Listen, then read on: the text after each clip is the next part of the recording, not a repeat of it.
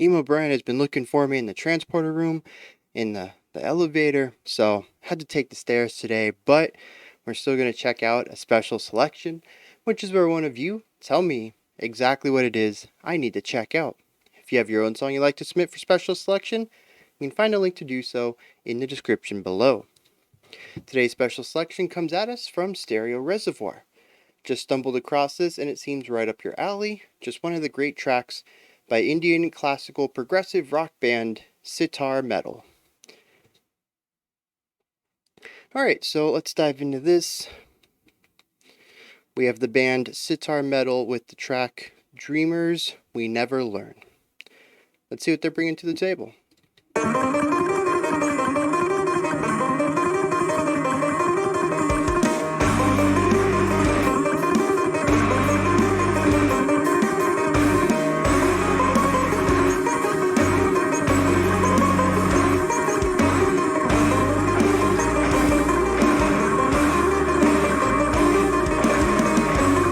Production is very compressed, very close to me.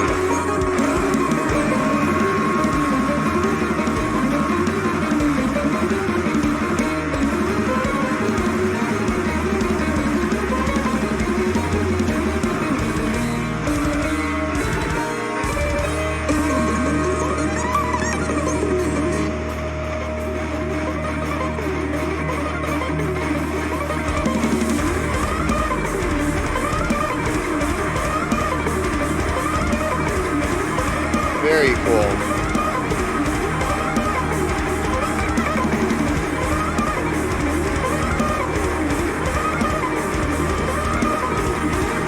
That full neck slide is just so good.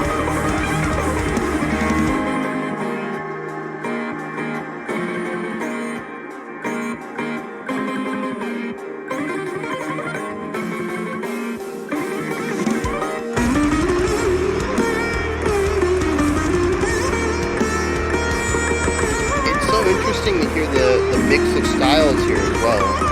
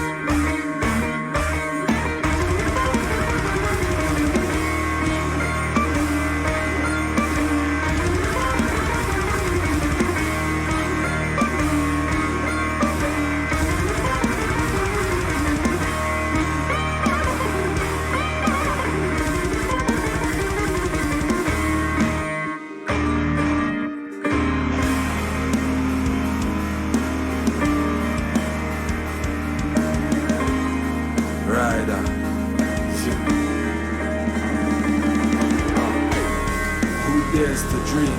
Who dares to create and rewrite the theme? Oh man, sounds like electronic as well. It's deeper than the average eye can see. Inspired by desire to fly and be free. Can't cool this fire, the flame of belief. No need to explain the shame of defeat. Cause we never stay down, we reload and repeat. Brave and bold, I refuse to follow the sheep. I won't be used as a tool to preach deceit, preach the lies. Never I can deny my speech.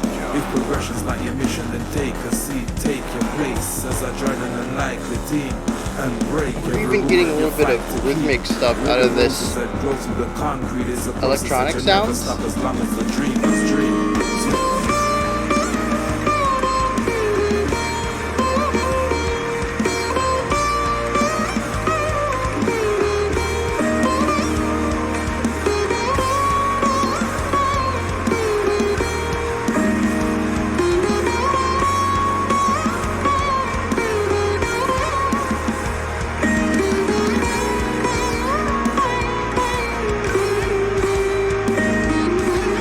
Very cool playing around with spacing the way that they are right here.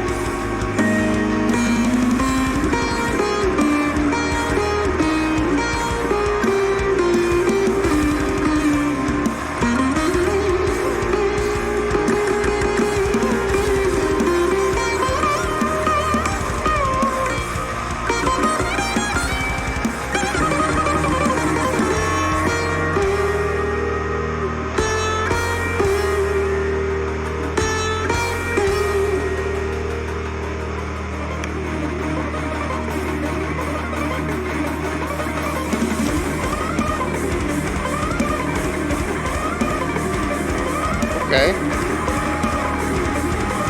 Yeah, bringing back the opening idea here.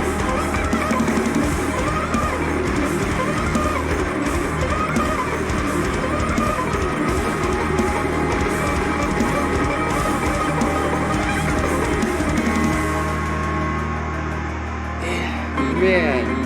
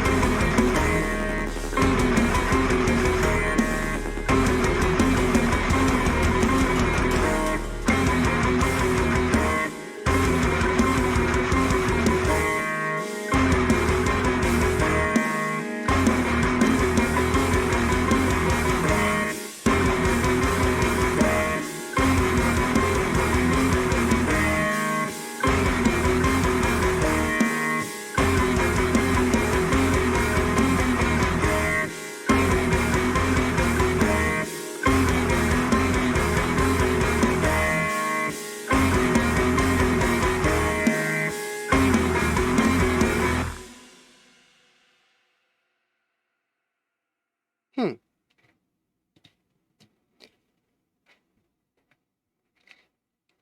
First of all, nothing to do with the music at all. I do want to give a little bit of a shout out to the director of the video, and all of those really clean stitches to make it look like a single take. Very well done. And nice job with that. Getting to the music though, this is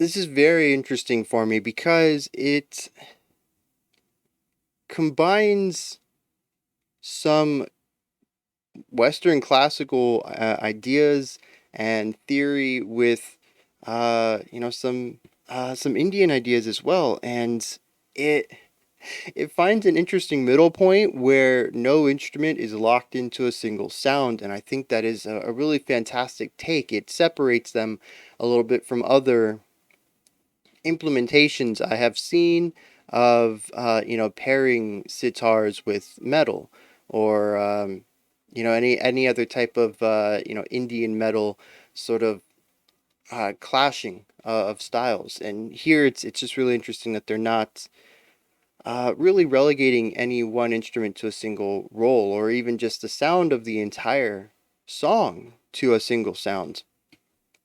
And so let's dive into that real quick so we can figure out what's going on here. Then we're going to look at structure and compositions and roles. And I guess a little bit more somewhere in there, we're going to talk about how they mishmash even more ideas in here, which I thought was fantastic. So what I mean by this, we have Western classical ideas being presented in here. Primarily in some of the chordal structures that we hear from our guitar and bass, but also in a couple of the melody lines that we get out of the sitar player. And these help color a very specific type of metal.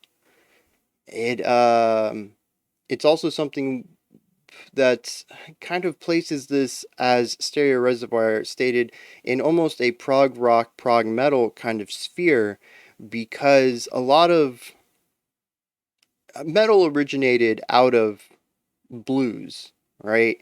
Um, and so metal has always kind of had a history with not so much classical music, but something closer to jazz. In fact, I don't think I've really made this connection. Not only just does metal and rock, kind of both owe chordal structure to blues, but also jazz song structure is not that far off from what a lot of early rock and metal was doing. And, the solo. Guitar solos are very big in rock and metal, and solos are a massive part of jazz. So yeah, metal is actually very close to jazz. Well, it's closer to jazz than it is to classical, is what I'm getting at there. But there is a movement in both rock and metal to introduce classical elements into it. And some of that means moving away from bluesy chords. And we do hear a little bit of that here.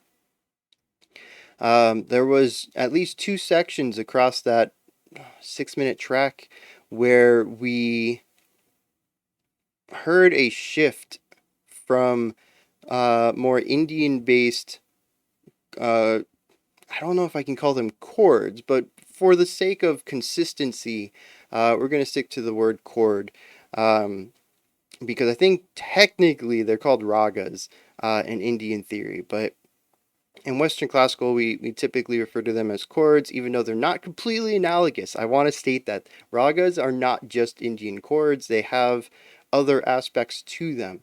But for the sake of a grouping of notes to pick from to color a specific section of a song, I'm going to use chords for both of them. I just want everyone to know that that is a hugely reductive reading of what a raga is. Um, so we move from Indian chords, though, into Western classical chord progressions. Like I said, primarily it comes out of the chords that our guitars are playing, but it also influences the melody that the sitar player is putting on top of the chords as well.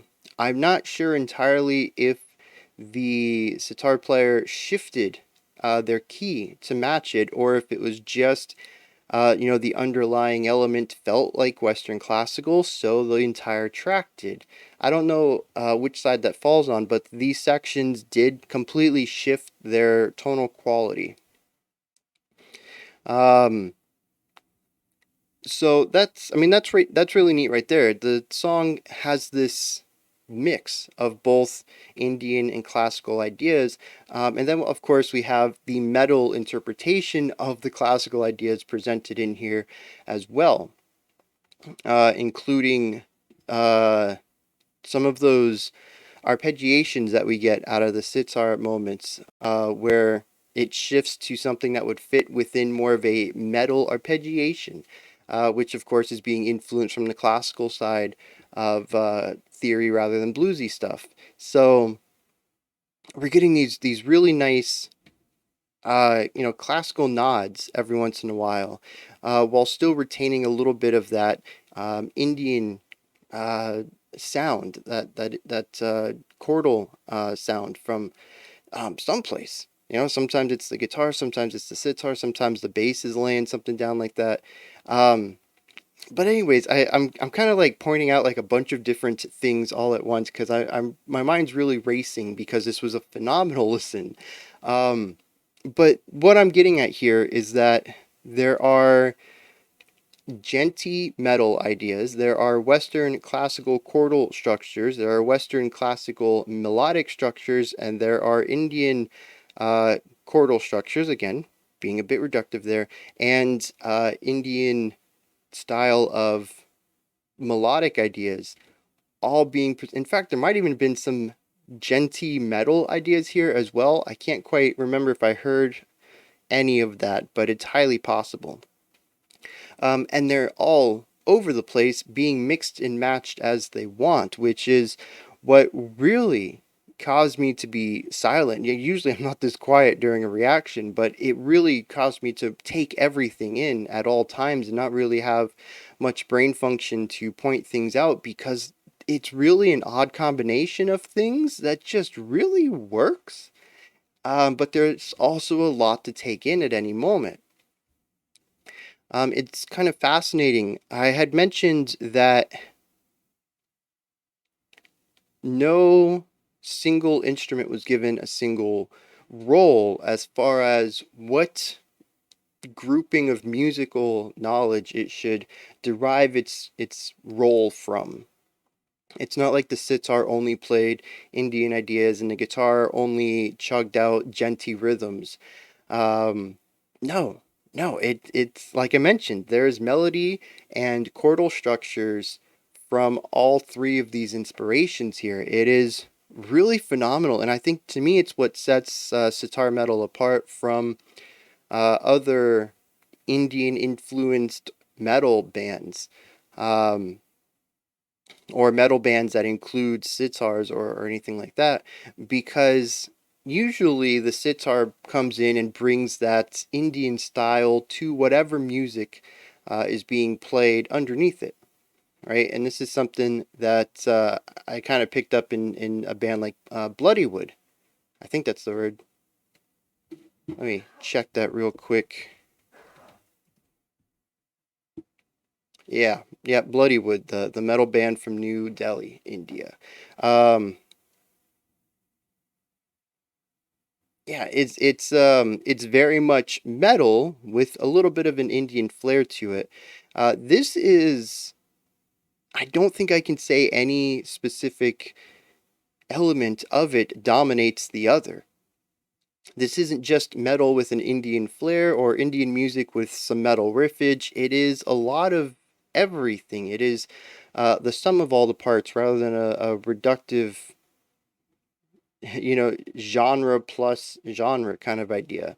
Um, but again, what makes it stand out to me is that none of the instruments are given a role, right? The sitar can play um,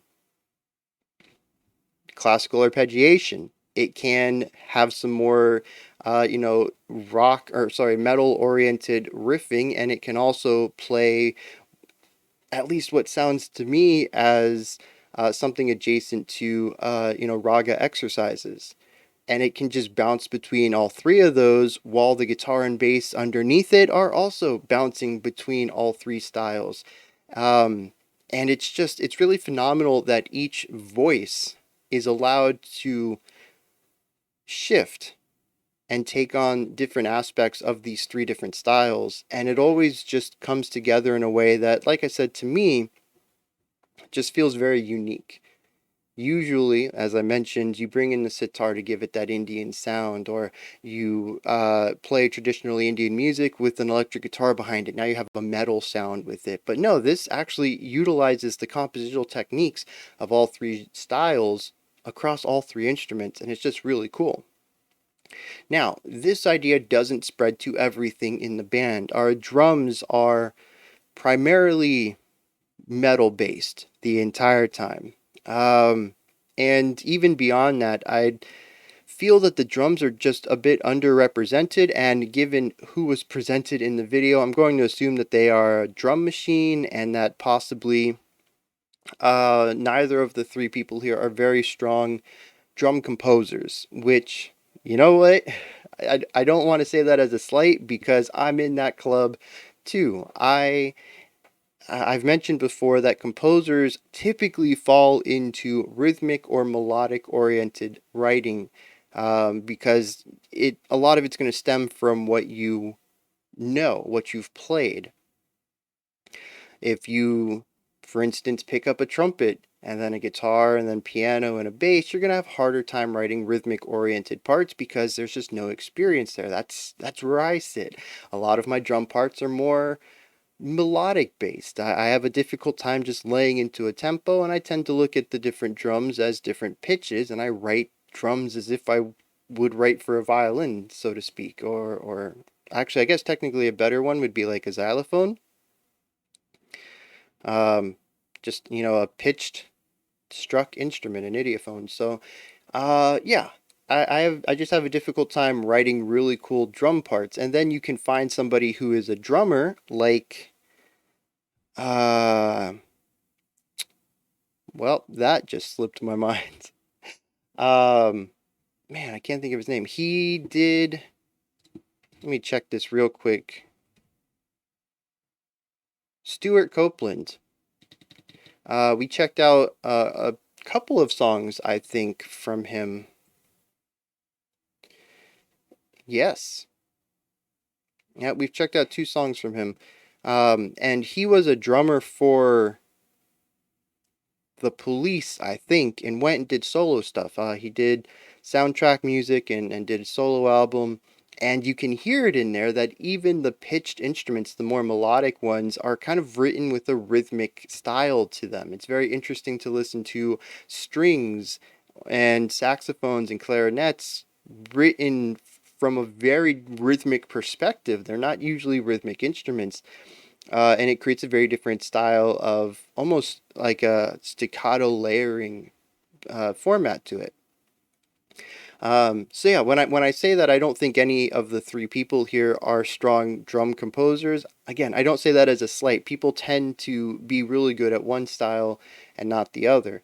And I think they just don't have anybody in a group that is a very strong rhythmic composer or possibly have any drum experience uh, beyond, laying down a simple beat, right? A novice drummer. Because that's what the drumming feels like to me. It's all very simple beats. It's things that I would expect to be played under the music that they're playing. And again, not a bad thing, but it definitely stands separate from the rest of the group, which I feel pulls ideas from various sources, and the drums have some pretty basic metal only oriented rhythms to them.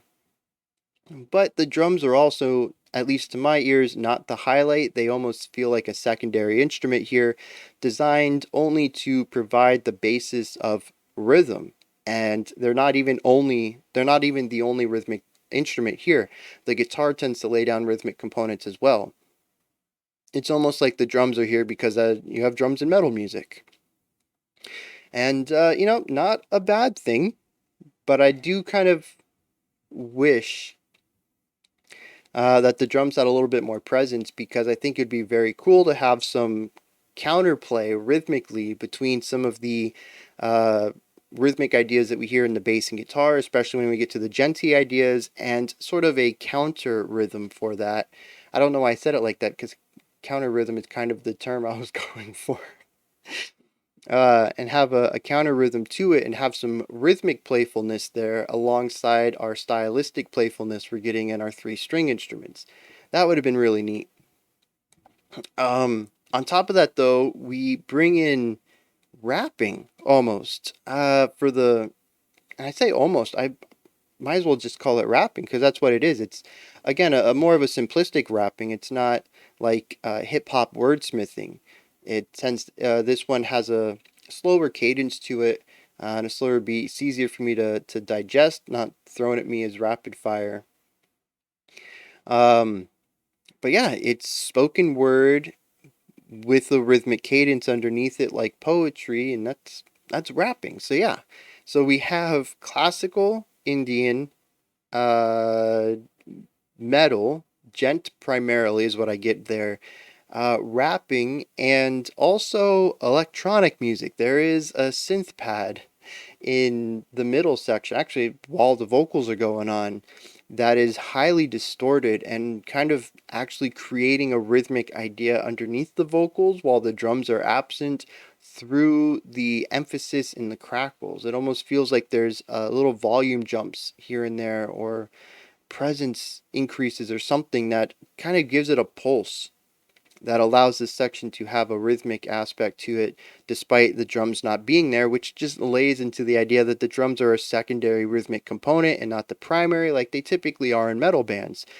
Um, so it's just a really eclectic combination of ideas. Does it work? I already said it worked, but I'm going to ask the question anyways. Does it work? Yes. Mostly. I already stated I wish the drums were just a little bit more. Um, even I even mentioned just having rhythmic syncopation against our guitars, but I completely glossed over the fact that we are only orienting ourselves in one style of drum kit playing, and we don't really have drum kits in classical music. I don't really know that there's anything specific rhythmically out of classical music as a whole that we could really interpret into the drum kit here to give it a classical flair, but it would have been really nice to hear maybe some Indian drums, some folk instruments.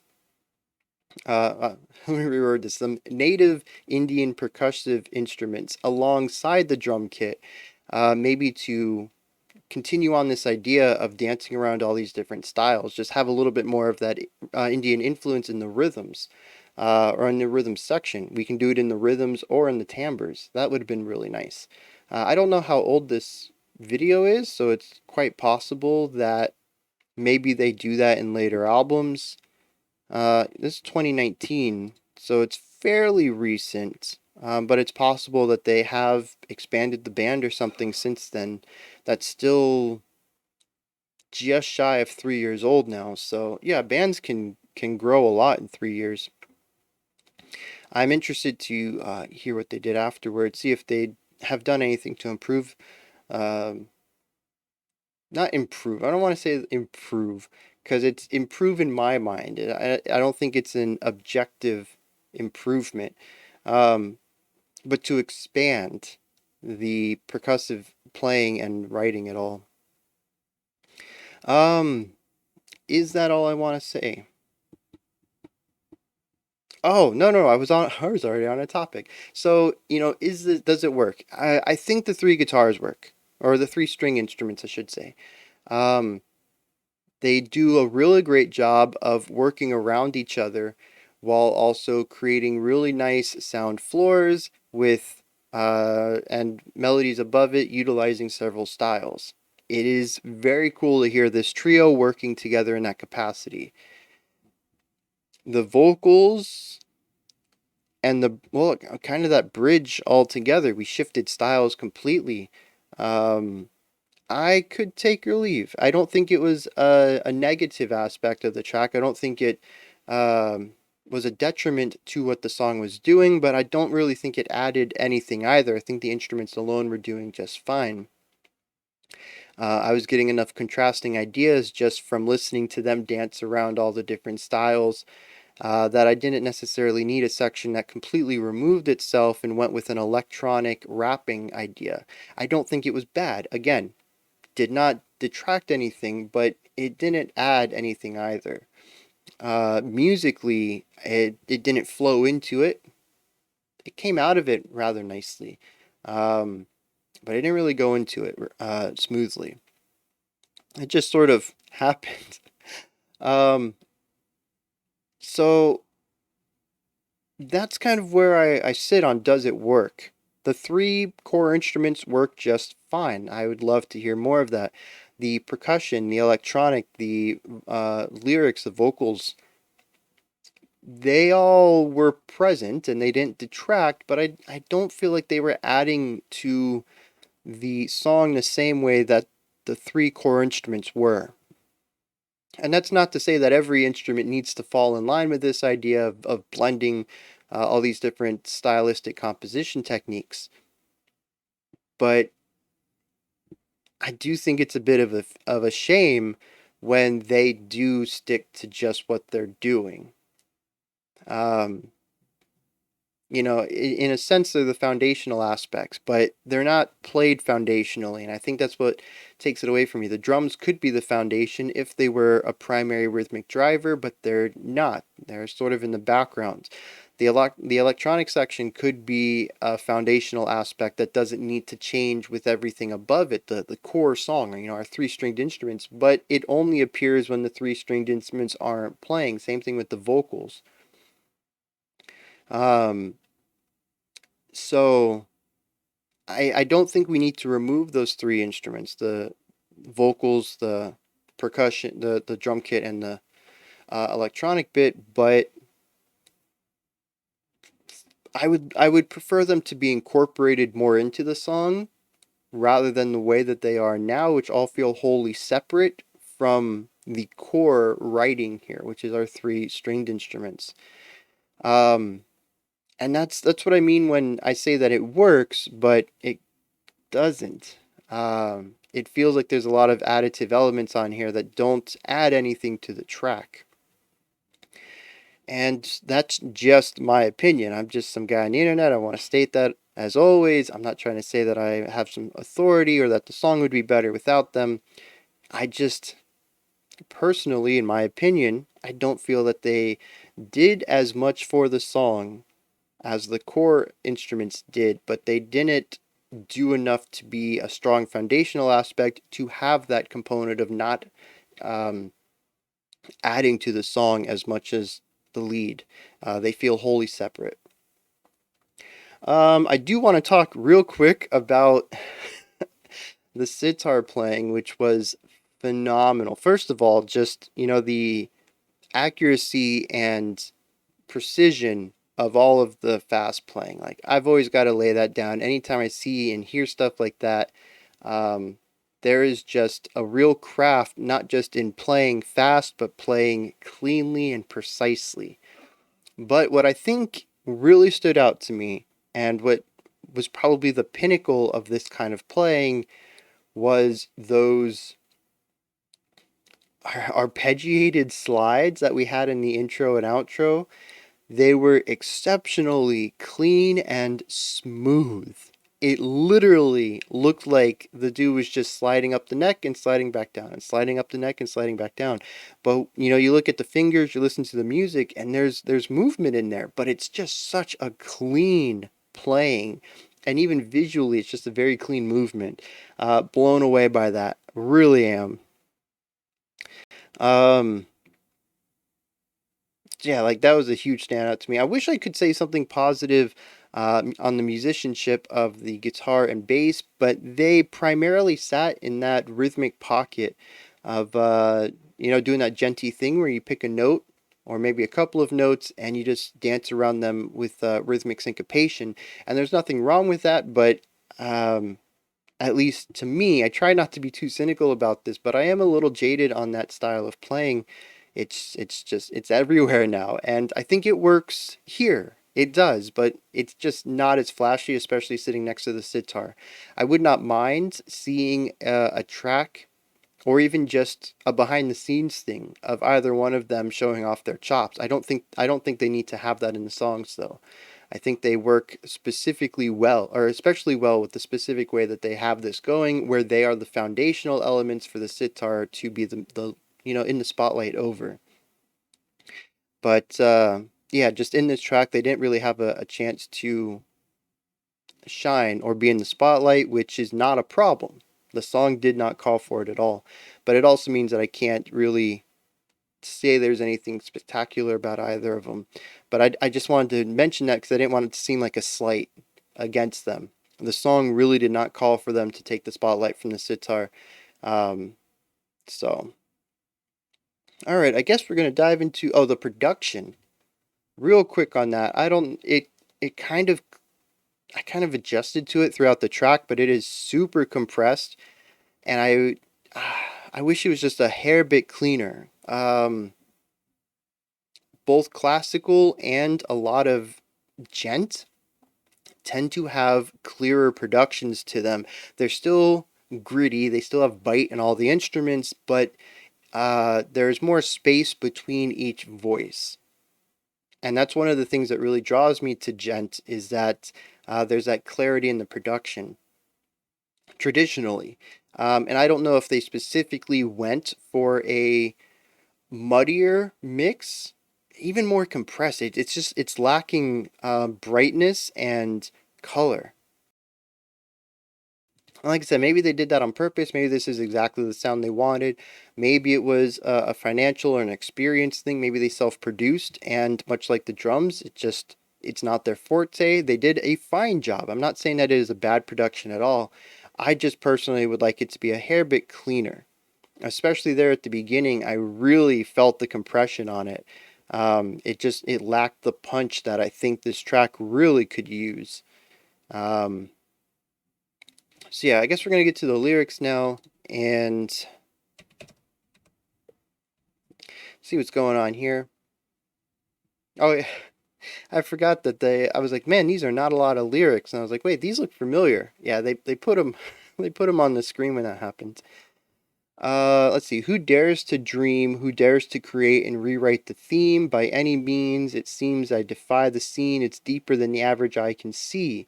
Inspired by desire to fly and be free, ain't cool this fire, the flame of belief. No need to explain the shame of defeat, 'cause we never stay down, we reload and repeat. Already, we're 4 lines in. There are a ton of really nice interline rhymes. Even this the E sound. We have dream, create, theme, means, seems, seen, deeper. It's a soft rhyme there. Average I can see. And I was like, okay, we're 2 lines out. We're going to shift rhyming. And nope. We have inspired by desire to fly. I'm like, okay, here's our new vowel we're rhyming on. It says to be free. And then we end this with flame of belief. So even though we've already introduced a new rhyme sound, we're still calling back to the E sound that we had in our first 2 lines. It is actually really great. I don't know why I was expecting something. Maybe it's just because of the inspirations. I don't typically associate English wordsmithing from a group creating Indian music fused with metal and classical. Like none of this really instills um, a lot of stereotypes of having a strong understanding of the English language. But yeah, I mean, subversions, no, expectations subverted. Subversions expected. No, my expectations were subverted here. Just very cool. And then we even continue. No need to explain. We introduce a new one. The shame. Wait, no, do we? The shame of defeat because we never stay down. We reload and repeat. We got this E sound back still. Um,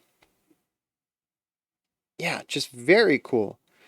Brave and bold, I refuse to follow the sheep. I won't be used as a tool to preach deceit, preach the lies. Never, I can't deny my speech. If progression not your mission, then take a seat. Take your place as I join an unlikely team and break every rule that you fight to keep. We are the rose that grows through the concrete. It's a process that will never stop as long as the dreamers dream. So it does get a little less frequent there at the end, but the first 4 lines are a masterclass in interline rhyming. So yeah, I mean, I think it's pretty straightforward here. It's about um, being a creative type, a person who dreams and wants to rewrite uh, current life. It says create and rewrite themes, but I get the idea that dreamers are the ones who see the flaws and want to improve life. Um, and that's what this is about. It's about frequently finding defeat. It says there's no need to explain the shame of defeat, right? Typically, the dreamers are going to be lower class. They're going to be the people who want change. That's typically not the ruling class. And because of that, they tend to be disenfranchised, less powerful. Their power comes from numbers. Um, there's more of us, solidarity, class solidarity. Um, it says defeat is often because of that, though, right? We've all experienced it. There's no shame in it unless you stay down, which us streamers, we don't. We reload and repeat, which I think is a really nice way to say that instead of just the cliche we get back up when we get knocked down. Um, brave and bold, we refuse to follow the sheep. We won't be used as a tool to preach deceit, so we see through the lies and we don't allow them to be repeated.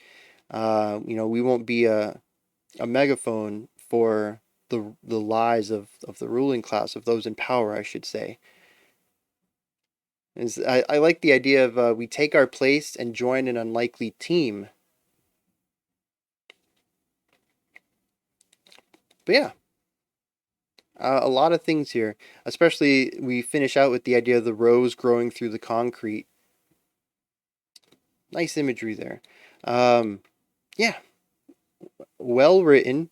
With a very clear message written through nice metaphor and beautiful rhyme schemes. This is actually some grade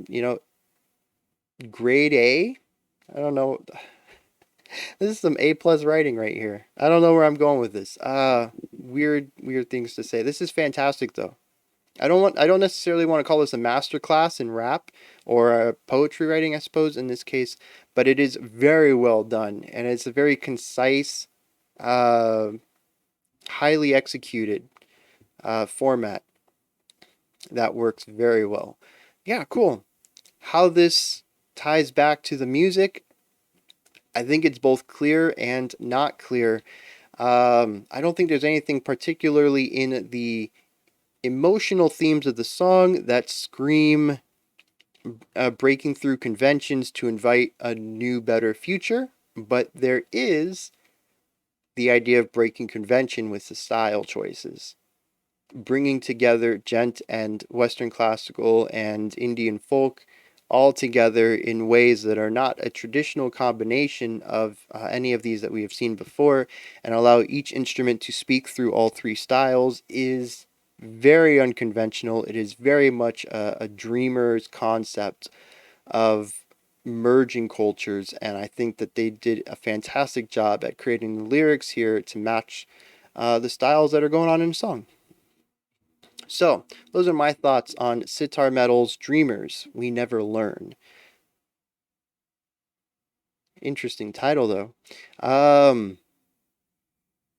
Anyways, let me know what your thoughts are. Hit me up in the comments. Let me know if you enjoyed this or not, anything that stood out to you, anything that you'd like to expand on or correct me on. Let me know. Above that, if you could head into the description box, you'll find a link for Linktree. It takes you to this menu right here, has links for everything related to the channel. You can pick up some merch, follow me on Twitter, join the Discord, support the channel through Patreon, and so much more. Above that, if you could, like, subscribe, and ring the bell. Greatly appreciate all three of those. Alright, that wraps it up for today. We'll be back tomorrow, 5 p.m. Eastern Standard Time, 9 p.m. UTC. As usual, we're going to do some more emo stuff with that emo guy. And we're going to come back to a creator request with me, the cool Bryan. And, see what a smaller band has been working on, and give them some feedback and promote their music a little bit. And, see what's going on there. Alright, until next time, remember to be critical, not cynical of the music you listen to. And have a fantastic morning, afternoon, or evening, whenever you choose to watch my videos.